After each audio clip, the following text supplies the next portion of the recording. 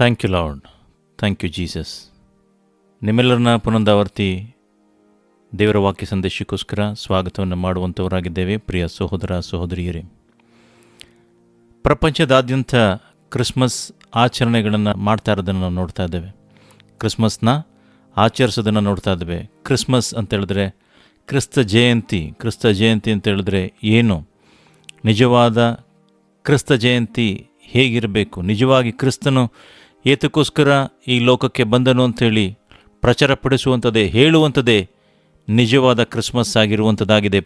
Christmas ಅಂತ ಹೇಳುವಾಗ ಇದು ಕೇವಲ ಸ್ಟಾರ್ ಅಲ್ಲ, ಒಂದು ಕ್ರಿಸ್ಮಸ್ ಮರ ಇಡೋದಲ್ಲ, ಸಾಂತಾ ಕ್ಲಾಸ್ ಅಲ್ಲ, ಕೇಕ್ ಅಲ್ಲ, ಗಿಫ್ಟ್ಗಳಲ್ಲ. ನಿಜವಾದ ಕ್ರಿಸ್ಮಸ್ ಅಂತ ಹೇಳುವಾಗ ಕ್ರಿಸ್ತನು ಏತಕ್ಕಾಗಿ ಈ ಲೋಕಕ್ಕೆ ಬಂದನು, ಯೇಸುಸ್ವಾಮಿ ಯಾಕೆ ಈ ಲೋಕಕ್ಕೆ ಬರಬೇಕಾಗಿತ್ತು ಅಂಥೇಳಿ ತಿಳಿಸುವಂಥದ್ದೇ ನಿಜವಾದ ಕ್ರಿಸ್ಮಸ್ ಆಗಿರುವಂಥದ್ದಾಗಿದೆ. ಯೇಸುಸ್ವಾಮಿ ಈ ಲೋಕಕ್ಕೆ ಬಂದಂಥ ಮುಖ್ಯವಾದ ಕಾರಣಗಳನ್ನು ತಿಳಿಸುವಂಥ ನಿಜವಾದ ಕ್ರಿಸ್ಮಸ್ ಆಗಿರುವಂಥದ್ದಾಗಿದೆ. ದೇವರ ವಾಕ್ಯ ಹೇಳುವಂಥದ್ದಾಗಿದೆ, ದೇವರು ಲೋಕದ ಮೇಲೆ ಎಷ್ಟೋ ಪ್ರೀತಿಯನ್ನಿಟ್ಟು ತನ್ನ ಒಬ್ಬನೇ ಮಗನಾದ ಯೇಸುಸ್ವಾಮಿಯನ್ನು ನನಗೋಸ್ಕರ ನಿನಗೋಸ್ಕರ ಕೊಟ್ಟನು. ಯಾಕಂತೇಳಿದ್ರೆ ಆತನ ನಂಬುವ ಒಬ್ಬನಾದರೂ ನಾಶವಾಗಬಾರ್ದು ಅಂತೇಳಿ. ಅದರ ಅರ್ಥ ದೇವರು ಲೋಕದ ಮೇಲೆ ಎಷ್ಟೋ ಎಷ್ಟೋ ಪ್ರೀತಿಯನ್ನು ಇಟ್ಟಿದ್ದಾರೆ ಅಂತ ಹೇಳಬೇಕಾದ್ರೆ ಅದು ಅಗಾಪೆ, ಅದು ನಾವು ಎಣಿಸೋದಕ್ಕೂ ಸಹ ಸಾಧ್ಯ ಆಗೋದಿಲ್ಲ. ಆ ರೀತಿಯಾಗಿ ದೇವರು ಈ ಲೋಕವನ್ನು ಪ್ರೀತಿ ಮಾಡಿ, ನನ್ನನ್ನು ಪ್ರೀತಿ ಮಾಡಿ, ನಮಗೋಸ್ಕರ ಒಬ್ಬನೇ ಕುಮಾರನಾದ ಯೇಸುಸ್ವಾಮಿಯನ್ನು ನನಗೋಸ್ಕರ ನಿನಗೋಸ್ಕರ ಈ ಲೋಕಕ್ಕೆ ಕಳುಹಿಸಿದಂಥ ದಿನವಾಗಿದೆ, ಕಳುಹಿಸಿದಂಥ ಸಂದರ್ಭವಾಗಿರುವಂಥದ್ದಾಗಿದೆ. ಅದನ್ನು ನೆನಪು ಮಾಡಿಕೊಳ್ಳೋದಕ್ಕೋಸ್ಕರ ನಾವು ಈ ಕ್ರಿಸ್ತ ಜಯಂತಿಯನ್ನು ಆಚರಣೆ ಮಾಡ್ತಾ ಇದ್ದೇವೆ. ಅನೇಕ ಜನರು ಈ ಕ್ರಿಸ್ಮಸ್ ಅಂತ ಹೇಳಬೇಕಾದ್ರೆ ಇದು ಕೇವಲ ಒಂದು ಧಾರ್ಮಿಕವಾದ ಆಚರಣೆ, ಧಾರ್ಮಿಕವಾದಂಥ ಕಾರ್ಯಗಳನ್ನು ಮಾಡಿಕೊಂಡು ಕೆಲವರನ್ನ ನೋಡಬೇಕಾದ್ರೆ ಬಹಳ ಬೇಸರದ ಸಂಗತಿ, ಹೊರಗಡೆ ಒಂದು ಸ್ಟಾರ್ ಹಾಕ್ಬಿಟ್ಟಿರ್ತಾರೆ, ಒಳಗಡೆ ಮದ್ಯಪಾನ ಧೂಮಪಾನಗಳನ್ನ ಮಾಡಿಕೊಂಡು ಇದು ಒಂದು ಹಬ್ಬ ಅಂಥೇಳಿ ಆಚರಣೆ ಮಾಡೋದನ್ನು ನೋಡ್ತೇವೆ. ನಿಜವಾದ ಕ್ರಿಸ್ಮಸ್ ಅಂತ ಹೇಳಬೇಕಾದ್ರೆ ಕ್ರಿಸ್ತನು ನನಗೋಸ್ಕರ ನಿಮಗೋಸ್ಕರ ಈ ಲೋಕ ರಕ್ಷಕನಾಗಿ ಈ ಲೋಕಕ್ಕೆ ಬಂದನೆಂದು ತಿಳಿಸುವುದೇ ನಿಜವಾದ ಕ್ರಿಸ್ಮಸ್ ಅರ್ಥವಾಗಿರುವಂಥದ್ದಾಗಿದೆ. ಯೇಸುಸ್ವಾಮಿ ಯಾಕೆ ಈ ಲೋಕಕ್ಕೆ ಬಂದು ಅಂತ ನೋಡಬೇಕಾದ್ರೆ ದೇವರ ವಾಕ್ಯ ಹೇಳುವಂಥದ್ದಾಗಿದೆ. ಲೂಕ 2ನೇ ಅಧ್ಯಾಯ 10ನೇ ವಾಕ್ಯದಲ್ಲಿ ಈ ರೀತಿಯಾಗಿ ಬರೆದಿದೆ. ದೂತರು ಹೇಳುವಂಥ ಮಾತು, ಆ ದೂತನು ಅವರಿಗೆ, ಹೆದರಬೇಡ್ರಿ, ಕೇಳಿರಿ, ಜನರಿಗೆಲ್ಲ ಮಹಾ ಸಂತೋಷವನ್ನುಂಟು ಮಾಡುವ ಶುಭ ಸಮಾಚಾರವನ್ನು ನಿಮಗೆ ತಿಳಿಸುತ್ತೇನೆ. ಅದೇನೆಂದರೆ, ಇವತ್ತು ನಿಮಗೋಸ್ಕರ ದಾವೀದನೂರಿನಲ್ಲಿ ಒಬ್ಬ ರಕ್ಷಕನು ಹುಟ್ಟಿದ್ದಾನೆ, ಆತನು ಕರ್ತನಾಗಿರುವ ಕ್ರಿಸ್ತನೇ ಅಂತೇಳಿ. ನಾವು ನೋಡ್ತಾ ಇದ್ದೇವೆ, ರಕ್ಷಕನು ಅಂತೇಳ್ಬಿಟ್ಟು ಇಲ್ಲಿ ಮೆನ್ಷನ್ ಆಗಿದೆ ಬೈಬಲ್ನಲ್ಲಿ. ರಕ್ಷಕನು ಅಂತ ಹೇಳಬೇಕಾದ್ರೆ ರಕ್ಷಿಸುವಂಥವನಿಗೆ ರಕ್ಷಕನು ಅಂತೇಳ್ಬಿಟ್ಟು ಕರೆಯುವಂಥದ್ದಾಗಿದೆ. ಹಾಗಾಗಿ ಯಾವೆಲ್ಲ ವಿಷಯಗಳಿಂದ ನಮಗೆ ರಕ್ಷಣೆಯನ್ನು ಕೊಡ್ತಾರೆ, ರಕ್ಷಕನಾಗಿ ನಮ್ಮ ಜೊತೆ ಇರ್ತಾರೆ ಅಂತ ಹೇಳಬೇಕಾದ್ರೆ ನಮ್ಮ ಎಲ್ಲ ಸಂಗತಿಗಳಲ್ಲಿ, ಒಬ್ಬ ಮನುಷ್ಯನ ಜೀವಿತಕ್ಕೆ ಬೇಕಾದಂಥ ಎಲ್ಲ ಸಂಗತಿಗಳಲ್ಲಿ ಆತನು ರಕ್ಷಕನಾಗಿ ನಮಗೋಸ್ಕರ ನಿಮಗೋಸ್ಕರ ಜನಿಸಿದವರಾಗಿದ್ದಾರೆ. ಮುಖ್ಯವಾಗಿ ನಮ್ಮ ಆತ್ಮಗಳ ರಕ್ಷಕನಾಗಿ ಈ ಲೋಕಕ್ಕೆ ಬಂದವರಾಗಿದ್ದಾರೆ. ಮುಖ್ಯವಾಗಿ ನಮ್ಮ ಆತ್ಮ ರಕ್ಷಿಸಲ್ಪಡಬೇಕು ಅಂತೇಳಿ, ಮುಖ್ಯವಾಗಿ ನಮ್ಮ ಆತ್ಮ ರಕ್ಷಿಸಲ್ಪಡಬೇಕು, ನಮ್ಮ ಆತ್ಮ ನಿತ್ಯ ಜೀವಕ್ಕೆ ಹೋಗಬೇಕು ಅಂತೇಳಿ, ನಮಗೆ ನಿತ್ಯ ಜೀವವನ್ನು ಕೊಡಬೇಕು ಅಂತೇಳಿ ಯೇಸುಸ್ವಾಮಿ ಈ ಲೋಕಕ್ಕೆ ಬಂದವರಾಗಿದ್ದಾರೆ.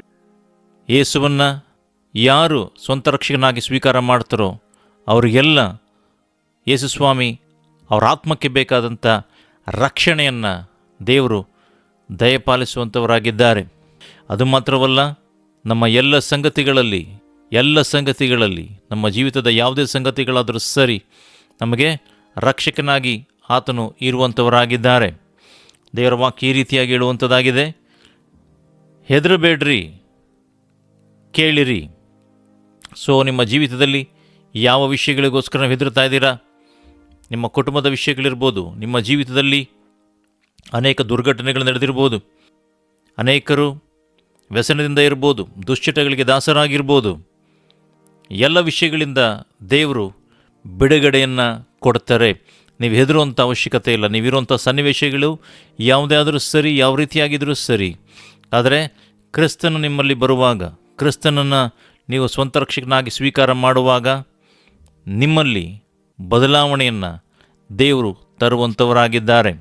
ಹಾಗಾಗಿ ಕೇವಲ ಕ್ರಿಸ್ಮಸ್ ಅಂತ ಹೇಳಬೇಕಾದ್ರೆ ಏನೋ ಒಂದು ಕೇಕ್ ಇರ್ಬೋದಲ್ಲ, ಬೇರೆ ಏನೋ ಒಂದು ಕೊಟ್ಟು ನೀವು ಗಿಫ್ಟ್ ಕೊಡೋದಲ್ಲ. ಕ್ರಿಸ್ತನನ್ನು ಗಿಫ್ಟಾಗಿ, ಕ್ರಿಸ್ತನ ವಾಕ್ಯ ಏನಿದೆ, ಕ್ರಿಸ್ತನ ಸುವಾರ್ತೆ ಏನಿದೆ, ಅದನ್ನು ಗಿಫ್ಟಾಗಿ ಕೊಡೋದನ್ನು ಅಭ್ಯಾಸ ಮಾಡಿರಿ ಪ್ರಿಯ ಸಹೋದರ ಸಹೋದರಿಯರೇ. ಕೇಕ್ ತಿಂದರೆ ಮುಗೀತು, ಆದರೆ ಯೇಸುವನ್ನು ನೀವು ಇಂಟ್ರೊಡ್ಯೂಸ್ ಮಾಡಬೇಕಾದ್ರೆ, ಯೇಸುವನ್ನು ನೀವು ಪ್ರಚಾರಪಡಿಸಬೇಕಾದ್ರೆ, ಯೇಸು ಸ್ವಾಮಿಯ ಸುವಾರ್ತೆಯನ್ನು ಸಾರಬೇಕಾದ್ರೆ, ಯೇಸು ಸ್ವಾಮಿ ಏನು ಹೇಳಿದ್ರು ಅದನ್ನು ಮಾಡಬೇಕಾದ್ರೆ ಅದು ನಿಜವಾದ ಕ್ರಿಸ್ಮಸ್ ಆಗಿರುವಂಥದ್ದಾಗಿದೆ. ಹಾಗಾಗಿ ಕ್ರಿಸ್ಮಸ್ ಅಂತ ಹೇಳಬೇಕಾದ್ರೆ ಯಾಕೆ ಕ್ರಿಸ್ತನು ಈ ಲೋಕಕ್ಕೆ ಬಂದನು, ಯಾಕೆ ಬರಬೇಕಾಗಿತ್ತು, ಆತನು ಬಂದು ಏನೆಲ್ಲ ಕಾರ್ಯಗಳನ್ನು ಮಾಡಿದ್ರು ಅದನ್ನು ತಿಳಿಸೋದೇ ನಿಜವಾದ ಕ್ರಿಸ್ಮಸ್. ದೇವರು ಈ ಲೋಕದ ಮೇಲೆ ಎಷ್ಟೋ ಪ್ರೀತಿಯನ್ನಿಟ್ಟು ತನ್ನ ಒಬ್ಬನೇ ಮಗನಾದಂಥ ಯೇಸುಸ್ವಾಮಿಯನ್ನು ನನಗೋಸ್ಕರ ನಿನಗೋಸ್ಕರ ಕೊಟ್ಟರು. ಅದೇ ನಿಜವಾದ ಕ್ರಿಸ್ಮಸ್. ಕ್ರಿಸ್ಮಸ್ ಅಂತ ಹೇಳಬೇಕಾದ್ರೆ ಕೇವಲ ಬಾಹ್ಯ ಕಾರ್ಯಗಳನ್ನು ಮಾಡುವಂಥದ್ದಲ್ಲ, ಬಾಹ್ಯ ಕಾರ್ಯಗಳಲ್ಲಿ ನಾವು ಹೆಚ್ಚಾಗಿ ಮಗ್ನರಾಗುವಂಥದ್ದಲ್ಲ. ಅನೇಕರು ಬಾಹ್ಯ ಕಾರ್ಯಗಳನ್ನು ಹೆಚ್ಚಾಗಿ ಮಾಡ್ತಾರೆ. ಒಂದು ಮಾಡ್ರಿ, ಅದೇನೋ ತಪ್ಪು ಅಂತ ನಾವು ಹೇಳೋದಕ್ಕಾಗೋದಿಲ್ಲ. ಯಾಕಂತ ಹೇಳಿದ್ರೆ ಅವರವರ ವೈಯಕ್ತಿಕವಾಗಿ ಅವ್ರು ಯಾವ ರೀತಿಯಾಗಿ ಕಂಡುಕೊಳ್ಳೋಕೆ ಹೋಗ್ತಾರೆ, ಇಲ್ಲ ಯಾವ ರೀತಿಯಾಗಿ ಧಾರ್ಮಿಕವಾಗಿ ನಡ್ಕೊಂಡು ಬಂದಿದ್ದಾರೆ ಅದನ್ನು ಮಾಡ್ತಾರೆ.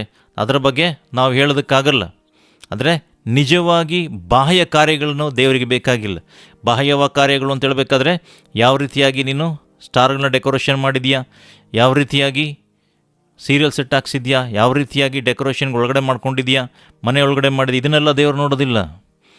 ದೇವ್ರು ನೋಡುವಂಥದ್ದು ಕ್ರಿಸ್ತನು ಈತಕ್ಕೋಸ್ಕರ ಬಂದರು, ಕ್ರಿಸ್ತನ ಶುಭ ಸಮಾಚಾರ ಏನಿದೆ ಅದು ಸಾರಲ್ಪಟ್ಟಿದೆಯಾ, ಅದು ಮುಖ್ಯವಾಗಿ ಸಾರಲ್ಪಡಬೇಕಾದಂಥ ಸಂದರ್ಭ ಇದಾಗಿರುವಂಥದ್ದಾಗಿದೆ. ಯಾಕಂತ ಹೇಳಿದ್ರೆ ಬೇರೆ ಎಲ್ಲ ಸಂದರ್ಭಗಳಿಗಿಂತ ಈ ಸಂದರ್ಭ ಬಹು ಅಮೂಲ್ಯವಾಗಿರುವಂಥದ್ದು.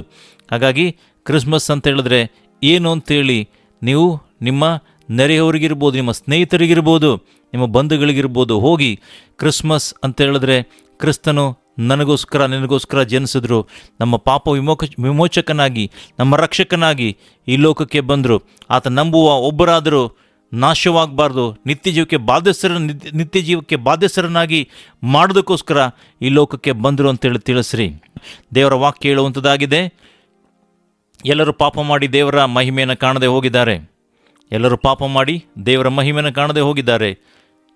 ಆದರೆ ನಮ್ಮ ಕರ್ತನಾದ ಯೇಸು ಕ್ರಿಸ್ತನಲ್ಲಿ ನಿತ್ಯ ಜೀವ ಉಂಟು, ನಿತ್ಯ ಜೀವವನ್ನು ಕೊಡ್ತಾರೆ ಅಂಥೇಳಿ, ನಿತ್ಯ ಜೀವವನ್ನು ಕೊಡ್ತಾರೆ ಅಂಥೇಳಿ ಕ್ರಿಸ್ಮಸ್ ಶುಭ ಸಮಾಚಾರವನ್ನು ಸಾರರಿ ಪ್ರಿಯ ಸೋದರ ಸೋದರಿ. ದೇವರ ವಾಕ್ಯ ಹೇಳುವಂಥದ್ದಾಗಿದೆ, ನೀವು ಕಂಡು ಕೇಳಿದವುಗಳನ್ನು ಮಾಳಿಗೆಯ ಮೇಲೆ ನಿಂತು ಸಾರರಿ ಅಂತೇಳಿ. ಸೊ ಹಾಗಾಗಿ ಯೇಸು ಸ್ವಾಮಿ ಬಗ್ಗೆ ನೀವೇನು ಕೇಳಿದ್ದೀರಾ, ಏನು ತಿಳ್ಕೊಂಡಿದ್ದೀರಾ, ದೇವ್ ನಿಮ್ಮ ಜೀವಿತದಲ್ಲಿ ಏನೆಲ್ಲ ಕಾರ್ಯಗಳು ಮಾಡಿದ್ರೆ ನಮ್ಮ ಮಾಳಿಗೆಯ ಮೇಲೆ ನಿಂತು ಸಾರ್ರಿ. ನಿಮ್ಮ ಅಕ್ಕಪಕ್ಕ ಮನೆಗಳಲ್ಲಿ, ನೆಂಟರುಗಳಲ್ಲಿ, ಬಂಧುಗಳಿಗೆ ಹೋಗ್ರಿ. ಶುಭ ಸುವಾರ್ತೆಯನ್ನು, ಶುಭ ವಾರ್ತೆಯನ್ನು, ಯೇಸು ಕ್ರಿಸ್ತ ನಿನಗೋಸ್ಕರ ಜನಿಸಿದ್ದಾನೆ, ರಕ್ಷಕನಾಗಿ ಜನಿಸಿದ್ದಾನೆ, ಭಯಪಡಬೇಡ್ರಿ ಅಂತೇಳಿ ಯಾವ ರೀತಿಯಾಗಿ ದೇವದೂತರು ಆ ಕುರುಬರಿಗೆ ಹೇಳಿದ್ರು ಅದೇ ಮಾತನ್ನು ಇಂದು ಸಹ ದೇವರು ನಿನಗೂ ಸಹ ಹೇಳ್ತಾ ಇದ್ದಾರೆ, ಭಯಪಡಬೇಡ್ರಿ. ಯಾಕಂತ ಹೇಳಿದ್ರೆ ದೇವರು ನಿಮ್ಮ ಒಳಗಡೆ ಬಂದಾಗ, ದೇವರು ನಿಮ್ಮ ಹೃದಯದೊಳಗೆ ಬರುವಾಗ ನಿಮ್ಮ ಭಯ ಧೈರ್ಯವಾಗಿ ಮಾರ್ಪಡುವಂಥದ್ದಾಗಿದೆ, ನಿಮ್ಮ ಅಸಂತೋಷ ಸಂತೋಷವಾಗಿ ಮಾರ್ಪಡುವಂಥದ್ದಾಗಿದೆ, ನಿಮ್ಮ ದುಃಖ ಆನಂದವಾಗಿ ಮಾರ್ಪಡುವಂಥದ್ದಾಗಿದೆ. ನಿಮ್ಮ ಜೀವಿತದಲ್ಲಿ ದೊಡ್ಡ ಬದಲಾವಣೆಯನ್ನು ದೇವರು ತಗೊಂಡು ಬರ್ತಾರೆ. ಕ್ರಿಸ್ಮಸ್ ಅಂತ ಹೇಳಬೇಕಾದ್ರೆ ಇದು ದೇವರ ಪ್ರೀತಿಯನ್ನು ಸೂಚಿಸುವಂಥದ್ದಾಗಿದೆ, ಮನುಷ್ಯರ ಮೇಲೆ ದೇವರ ಪ್ರೀತಿಯನ್ನು ಸೂಚಿಸುವಂಥದ್ದಾಗಿದೆ. ಅದು ಮಾತ್ರವಲ್ಲ, ದೇವರು ನಮಗೆ ಕೊಟ್ಟಿರುವಂಥ ಶಾಂತಿ ಸಮಾಧಾನವನ್ನು ಸೂಚಿಸುವಂಥದ್ದಾಗಿದೆ. ಸಮಾಧಾನ, ಪೀಸ್ ಅಂತ ಹೇಳಬೇಕಾದ್ರೆ ಸಮಾಧಾನ, ಶಾಲೋಮ್ ಅಂತ ಹೇಳ್ಬಿಟ್ಟು ಇದು ಇಬ್ರಿಯದಲ್ಲಿ ಹೇಳುವಂಥದ್ದು. ಶಾಲೋಮ್ ಅಂತ ಹೇಳಬೇಕಾದ್ರೆ ಸಮಾಧಾನ, ಶಾಂತಿ ಅಂಥೇಳಿ. ಸೊ ಸಮಾಧಾನ ಎಲ್ಲಿ ಅಂತ ಹೇಳಬೇಕಾದ್ರೆ ಆತನು ಎಲ್ಲಿದನೋ, ಯಾರಲ್ಲಿರ್ತಾನೋ ಅಲ್ಲೆಲ್ಲ ಸಮಾಧಾನ. ಅದಕ್ಕೆ ಯೇಸು ಸ್ವಾಮಿಗೆ ಸಮಾಧಾನ ಪ್ರಭು ಅಂತೇಳಿ ಕರೆಯೋದುಂಟು. ಕ್ರಿಸ್ಮಸ್ ಆಚರಣೆಯನ್ನು ಈಗ 25ನೇ ತಾರೀಕು ಏನು ಕ್ರಿಸ್ಮಸ್ ಆಚರಣೆ ಮಾಡ್ತಾ ಇದ್ದೀರಾ, ಇದು ಕೇವಲ ಬಾಹ್ಯವಾದ ಆಚರಣೆ ಆಗಿರಬಾರ್ದು. ಬಾಹ್ಯವಾದ ಆಚರಣೆ ಆಗಿರ್ಬೋದು. ಕ್ರಿಸ್ತ ಜಯಂತಿ, ಕ್ರಿಸ್ತನು ಯಾಕೆ ಹುಟ್ಟಿದನೆ ಅಂತೇಳಿ ಈ ಲೋಕಕ್ಕೆ ನಾವು ಸಾರುವುದೇ, ಪ್ರಚಾರಪಡಿಸುವುದೇ ನಿಜವಾದ ಕ್ರಿಸ್ಮಸ್ ಆಗಿರುವಂಥದ್ದಾಗಿದೆ. ಇದು ಕ್ರಿಸ್ಮಸ್ ಟ್ರೀ ಅಲ್ಲ, ಸ್ಟಾರ್ ಅಲ್ಲ, ಏನೋ ಒಂದು ಊಟ ಅಲ್ಲ, ಇಲ್ಲ ಹೋಗಿ ಎಲ್ಲೋ ಹೊರಡೋ ಸಂಭ್ರಮಿಸೋದಲ್ಲ. ನಿಜವಾದ ಕ್ರಿಸ್ಮಸ್ ಅಂತ ಹೇಳಬೇಕಾದ್ರೆ ಕ್ರಿಸ್ತನು ನಿನ್ನಲ್ಲಿ ಹುಟ್ಟುವಂಥದ್ದೇ ನಿಜವಾದ ಕ್ರಿಸ್ಮಸ್ ಅಂತ ಹೇಳಬೇಕಾದ್ರೆ ನಿಜವಾಗಿ ಕ್ರಿಸ್ತನನ್ನು ಪ್ರಚಾರಪಡಿಸುವುದೇ, ಕ್ರಿಸ್ತನ ಶುಭ ಸಮಾಚಾರವನ್ನು ಪ್ರಚಾರಪಡಿಸುವಂಥದ್ದೇ ನಿಜವಾದ ಕ್ರಿಸ್ಮಸ್ ಆಗಿರುವಂಥದ್ದಾಗಿದೆ. ಬಾಹ್ಯ ಆಚರಣೆಗಳಿಗೆ ಹೆಚ್ಚಾಗಿ ಗಮನ ಕೊಡದೆ ದೇವರು ಏತಕ್ಕೋಸ್ಕರ ಈ ಲೋಕಕ್ಕೆ ಬಂದಿದ್ದಾರೆ. ಕ್ರಿಸ್ಮಸ್ ಅಂತ ಹೇಳಿದ್ರೆ ಏನು, ಕ್ರಿಸ್ತನ ಏತಕ್ಕೋಸ್ಕರ ಬಂದಿದ್ರು, ಏನು ಕಾರ್ಯಗಳನ್ನು ಮಾಡಿದ್ರು. ಹಾಗಾಗಿ ಕ್ರಿಸ್ತನನ್ನು ಪ್ರಚಾರಪಡಿಸ್ರಿ, ಕ್ರಿಸ್ತನನ್ನು ಹೇಳ್ರಿ, ಕ್ರಿಸ್ತನನ್ನು ಸುವಾರ್ತೆಯನ್ನು ಹೇಳ್ರಿ. ಯೇಸುಸ್ವಾಮಿ ಶಿಷ್ಯರು ಹೇಳುವಂಥ ಮಾತು, ನಾವು ಮನುಷ್ಯರ ಮಾತನ್ನು ಕೇಳಬೇಕಾ, ಇಲ್ಲ ದೇವರ ಮಾತನ್ನು ಕೇಳಬೇಕಾ? ಹಾಗಾಗಿ ದೇವರ ಮಾತನ್ನು ಕೇಳುವುದು ಲೇಸು ಅಂತ ಹೇಳ್ತಾರೆ. ಹಾಗಾಗಿ ದೇವರು ನಿಮ್ಗೆ ಏನು ಹೇಳ್ತಾ ಇದ್ದಾರೋ, ದೇವರ ವಾಕ್ಯ ಏನು ಹೇಳುತ್ತೋ ಅದನ್ನು ಕೇಳ್ರಿ, ಅದ್ರ ಪ್ರಕಾರ ಮಾಡಿರಿ.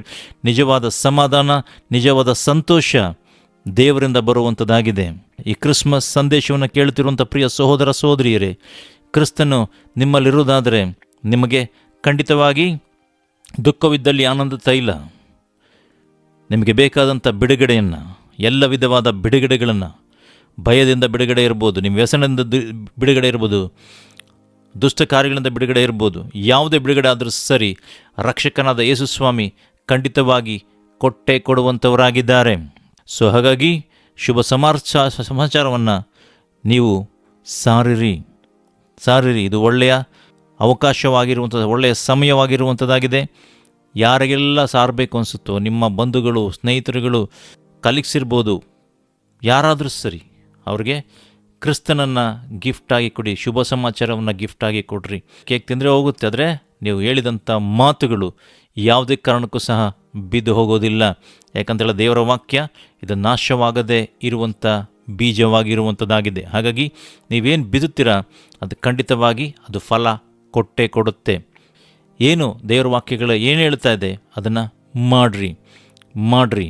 ಅದನ್ನು ಮಾಡುವಾಗ ಇದು ನಿಜವಾದ ಕ್ರಿಸ್ಮಸ್ಸನ್ನು ನೀವು ಆಚರಣೆ ಮಾಡುವಂಥದ್ದಾಗಿದೆ. ಇದು ನಿಜವಾದ ಕ್ರಿಸ್ಮಸ್ ಅರ್ಥ ಇದಾಗಿರುವಂಥದ್ದಾಗಿದೆ. ದೇವರ ಪ್ರೀತಿ, ದೇವರು ಈ ಲೋಕದ ಮೇಲೆ ಇಟ್ಟಂಥ ಪ್ರೀತಿಯನ್ನು ತೋರಿಸುವಂಥದ್ದು, ದೇವರು ಕೊಡುವಂಥ ಶಾಂತಿ ಸಮಾಧಾನವನ್ನು ಹೇಳುವಂಥದ್ದು, ಕ್ರಿಸ್ತನು ಏತಕ್ಕೋಸ್ಕರ ಜನಿಸಿರು ಅಂತ ಹೇಳುವಂಥದ್ದು, ಏನೆಲ್ಲ ಕಾರ್ಯಗಳನ್ನು ಮಾಡಿದ್ದಾರೆ ಅಂತ ಹೇಳುವಂಥದ್ದು, ನಮಗೆ ರಕ್ಷಕನಾಗಿ ದೇವರು ಈ ಲೋಕಕ್ಕೆ ಬಂದವರಾಗಿದ್ದಾರೆ. ಇದನ್ನು ಸಾರುವುದೇ ನಿಜವಾದ ಕ್ರಿಸ್ಮಸ್ ಆಗಿರುವಂಥದ್ದಾಗಿದೆ. ದೇವರು ಈ ವಾಕ್ಯಗಳ ಮುಖಾಂತರವಾಗಿ ನಿಮ್ಮನ್ನು ಆಶೀರ್ವಾದ ಮಾಡಲಿ. God bless you.